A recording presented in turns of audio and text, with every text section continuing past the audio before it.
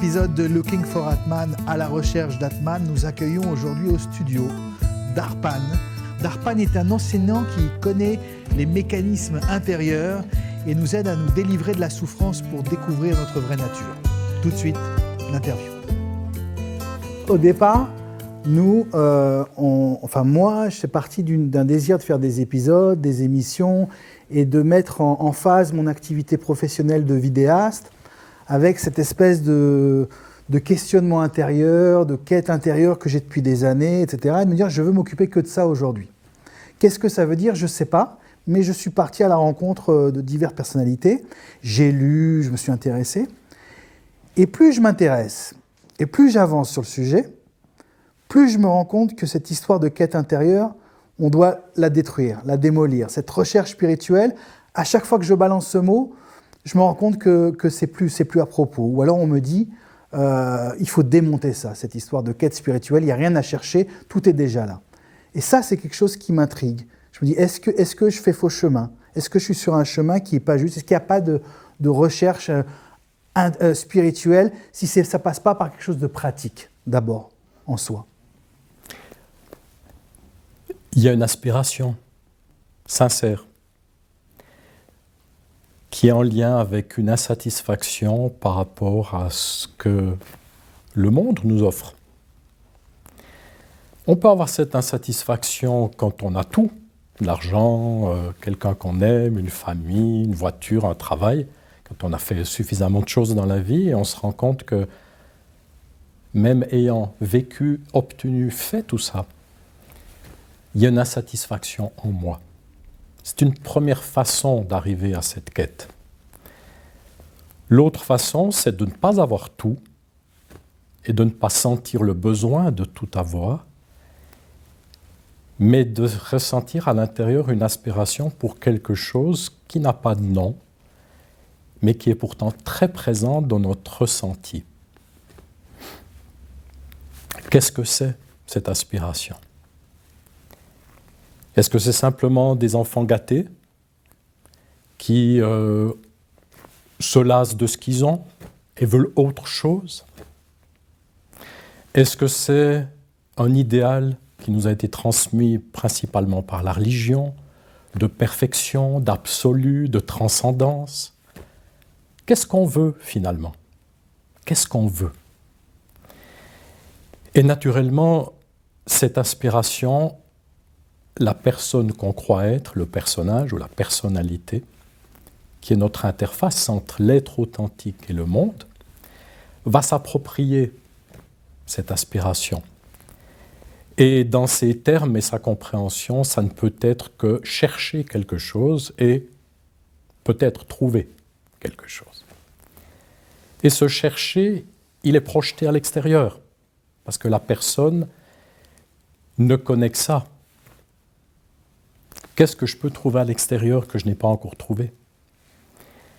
Et bien sûr que c'est un cauchemar, parce qu'on peut aller plusieurs fois autour du monde, on peut retourner chaque pierre pour chercher quelque chose, et ça peut nous amener à vivre toutes sortes d'expériences, ça peut nous amener à adopter différents modes de vie.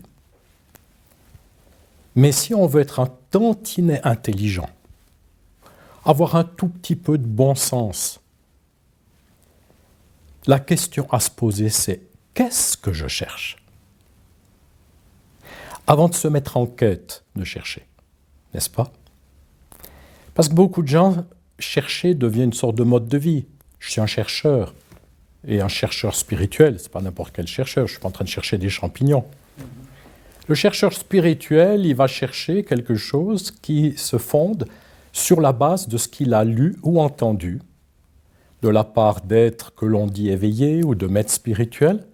Il va se forger un concept d'un bonheur, d'une réalisation, d'un contentement, à partir de tout ce qu'il a entendu et lu. Donc il se fabrique son paradis, il se fabrique un état dans son imaginaire qui devient enviable. Il faut l'atteindre. Dans cette vie, Le but, c'est pas d'avoir 1 million d'euros, c'est pas d'avoir une maison plus grande.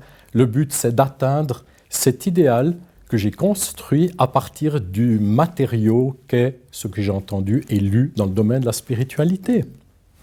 Et chacun va se forger une idée de ce qu'est cet idéal. Mais un idéal, c'est une idée. Un idéal, c'est intellectuel. Un idéal, c'est une fabrication de l'imagination. Il n'y a rien de réel, absolument rien de réel. C'est pour ça que cette quête mène nulle part, parce qu'elle est fondée sur du vent. Un idéal, c'est du vent. Et pour moi, en tout cas dans mon expérience, j'ai comme tout le monde cherché le mieux-être et le bien-être. Et pourquoi je recherchais ça? Eh bien, parce que je voulais échapper à ma souffrance. Je voulais échapper à ma tristesse, à ma peur, à mon ressentiment, à ma jalousie, à ma haine, à toutes les souffrances accumulées depuis la naissance. Ma recherche de mieux-être était pour échapper à ça. Donc c'est très différent de rechercher le bien-être pour lui-même ou de rechercher le bien-être pour échapper à quelque chose qui n'est pas agréable. Ou alors pour la quête de sens dont on parlait, etc. C'est encore autre chose. Ça, c'est encore autre chose. Ouais. C'est encore autre chose. Et pour moi, la vie spirituelle, c'est pas la recherche du mieux-être et du bien-être. Il y a une foule et une multitude de techniques aujourd'hui pour aller mieux, que ce soit au niveau psychologique ou physiologique. Et il y a des choses très bien. Mais pour moi, la recherche fondamentale, c'est la découverte de ce qui est vrai. Ce qui est vrai pour moi, c'est ce qui reste quand on fout le camp. C'est ce qui reste quand le corps se désagrège, quand on a un cancer, une maladie terminale. C'est ce qui reste quand on nous annonce une mauvaise nouvelle et tout s'écroule à l'intérieur. C'est la réalité de ce que nous sommes vraiment. Autrement dit, l'être authentique ou la vraie nature.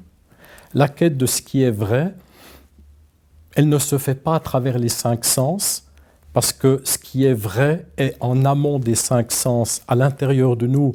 Pourquoi je dis ça? Parce que ce qui est perçu à travers les 5 sens, qui est toute l'existence, va toujours changer, nous quitter ou mourir un jour. Et ça inclut notre père, notre mère, nos enfants, notre mari ou notre femme. Tout ce qui est perçu à travers les 5 sens, et c'est toute l'existence telle qu'elle nous apparaît, le monde, est en constant changement, va nous quitter et mourir un jour. C'est une réalité. Donc je ne peux pas trouver quelque chose qui est vrai à l'extérieur dans le monde, parce que ce qui est vrai par définition dure. Je peux m'appuyer sur ce qui est vrai. Ce qui est vrai était vrai il y a 10 000 ans et sera vrai dans 10 000 ans. La vie spirituelle, pour moi, c'est la découverte de cette réalité fondamentale derrière les sens. C'est pour ça que lorsqu'on est dans une quête spirituelle, on va être dans les 5 sens, on va les chercher à l'extérieur, dans le monde, à travers des techniques, des méditations, des approches.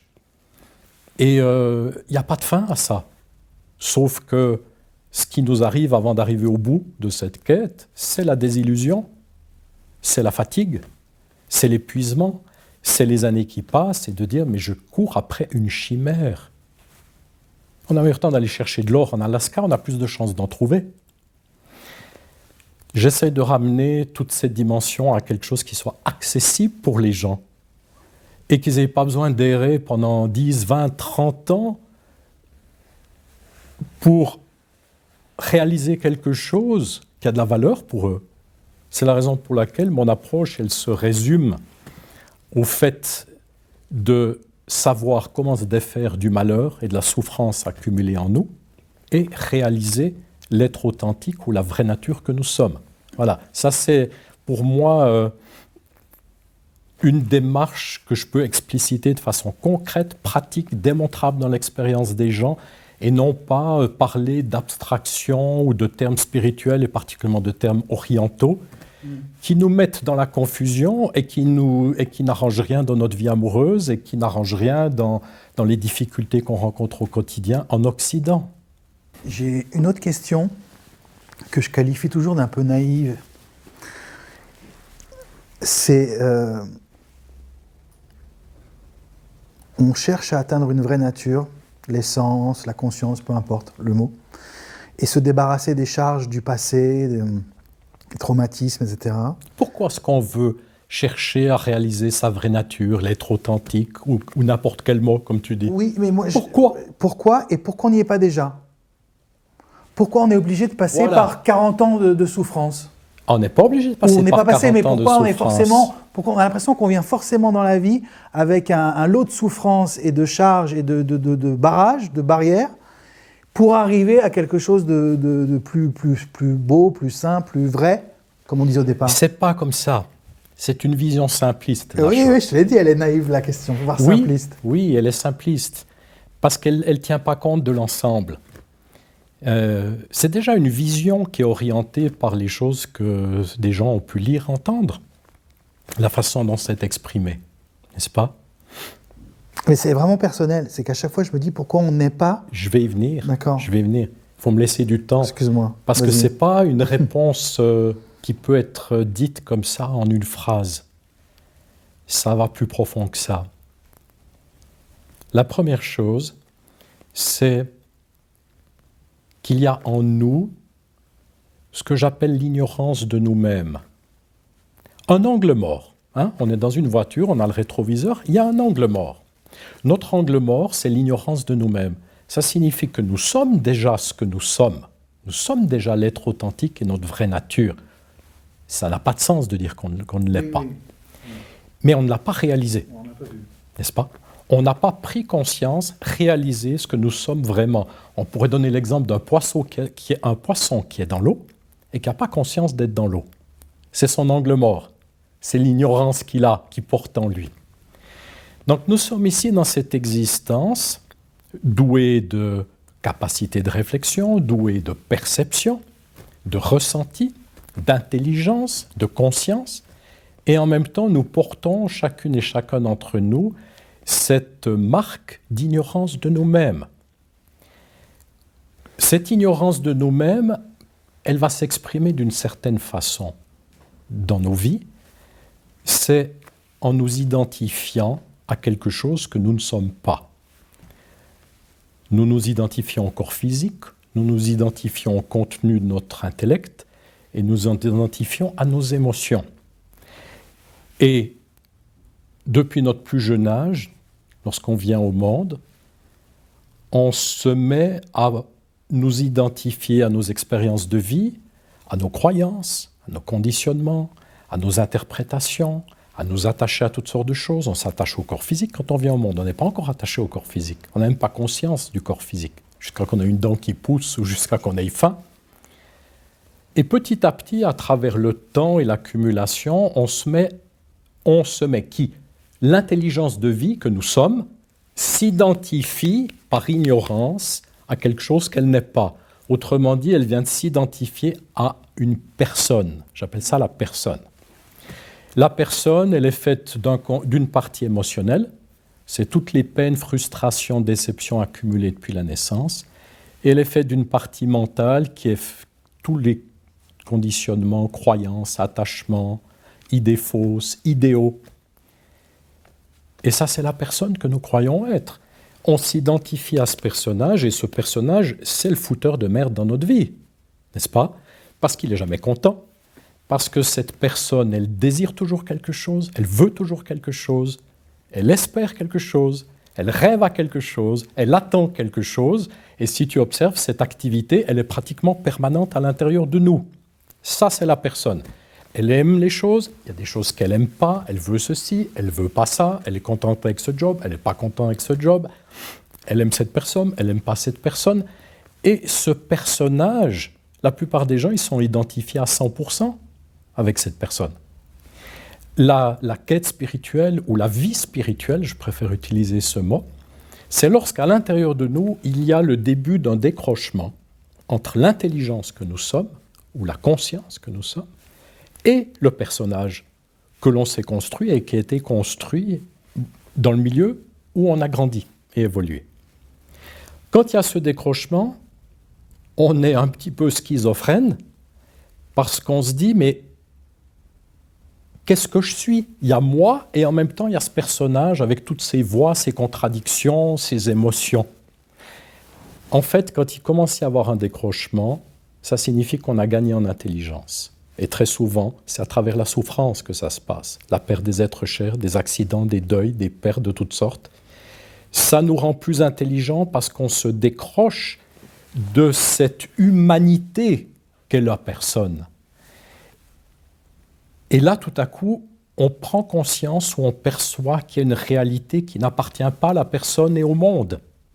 Je parlais au début de cet entretien du fait qu'on cherche à réaliser quelque chose qui est derrière l'essence, derrière le monde, derrière l'existence, parce qu'on sent bien que le « je suis », il existe même quand je ferme les yeux. Il est là même quand je n'ai pas de pensée. Il est là même quand je n'ai pas la conscience du corps, comme dans le sommeil. Et en même temps, il y a le monde, il y a les 5 sens. Et on est un peu en porte-à-faux, ou le cul entre 2 chaises, en bon français, entre l'être authentique et la personne. Mais tant qu'on est identifié à un personnage, on va vouloir chercher, et c'est le personnage qui se met en quête spirituelle.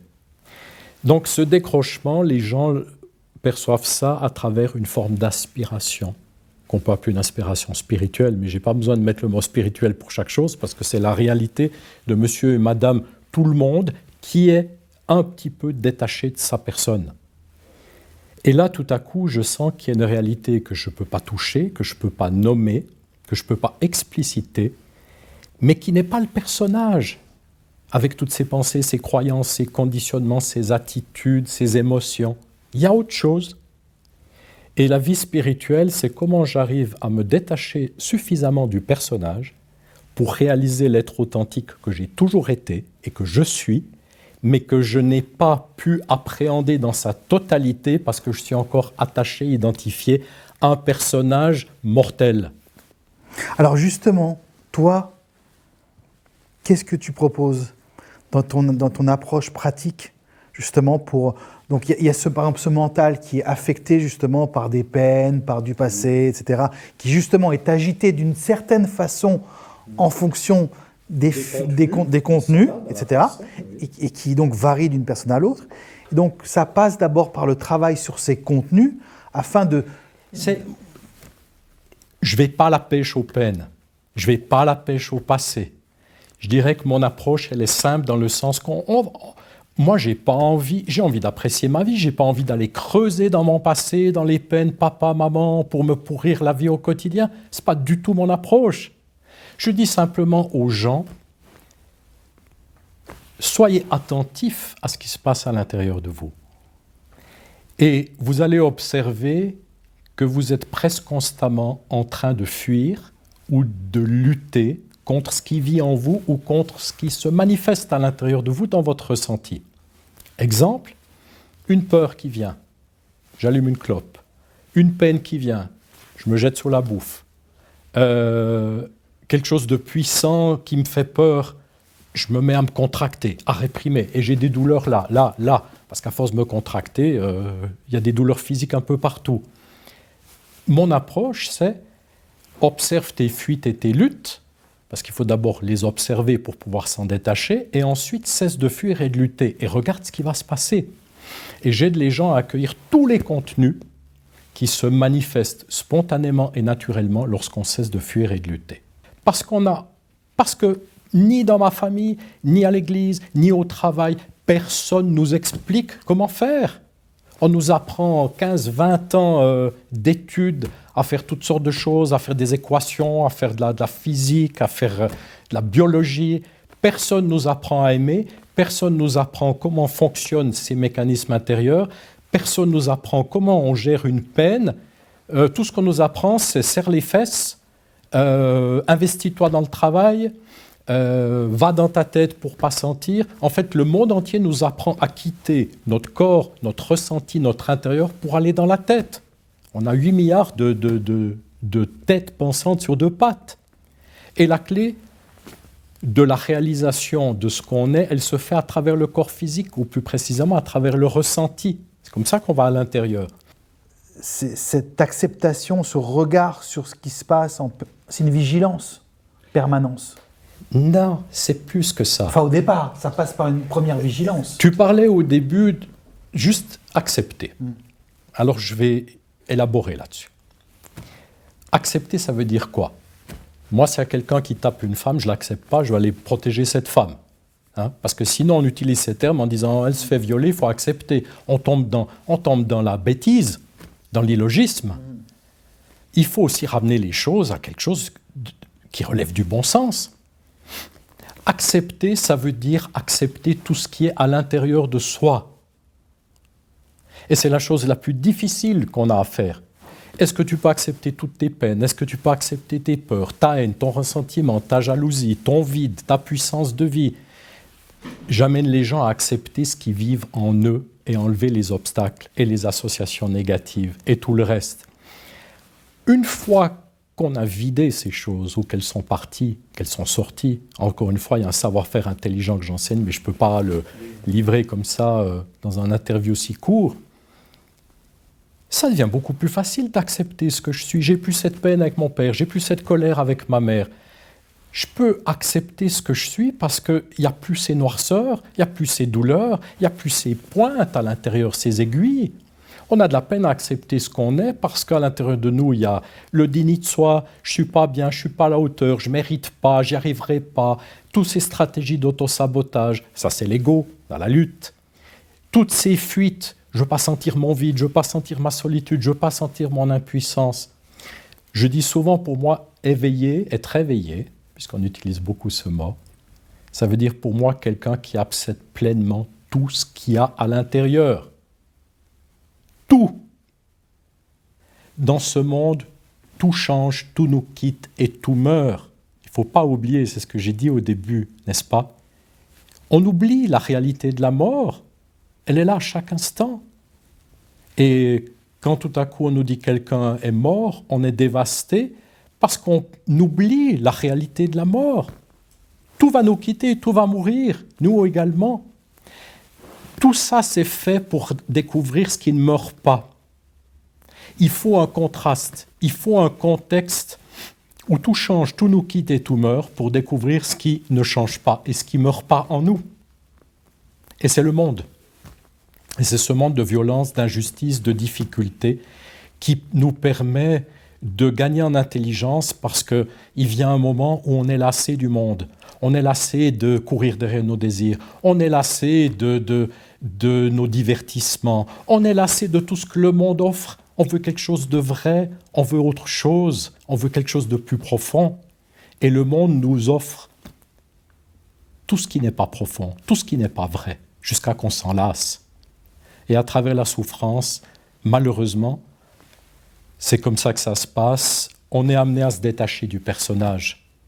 On ne se détache pas du personnage quand on est en train de danser dans une boîte, et puis boire ses pina coladas, ou quand tout va bien, puis on s'amuse. Non, quand on nous annonce que quelqu'un est mort, là, tout à coup, la personne, le temps est suspendu.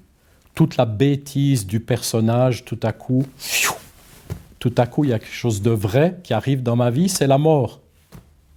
Il n'y a rien qui rend plus vrai que la mort. Et la mort est inséparable de l'amour et de la vie, parce que tout ce qui est vrai contient les trois. Et la personne n'est pas intéressée par ça. Elle est intéressée par ses émotions, ses divertissements, fuir, lutter, désirer, vouloir, rêver, espérer. Le monde rêve, les gens rêvent. C'est pour ça que pour moi, la vie spirituelle, ce n'est pas la quête d'un mieux-être ou du bien-être, c'est découvrir ce qui est vrai. Ce qui signifie que ce n'est pas nécessairement toujours confortable ou facile, parce qu'on ne va pas vers le bien-être, on va vers ce qui est vrai. Merci. On va finir là-dessus, je crois que c'est une belle conclusion. Merci. Merci Larpan. Merci Alain.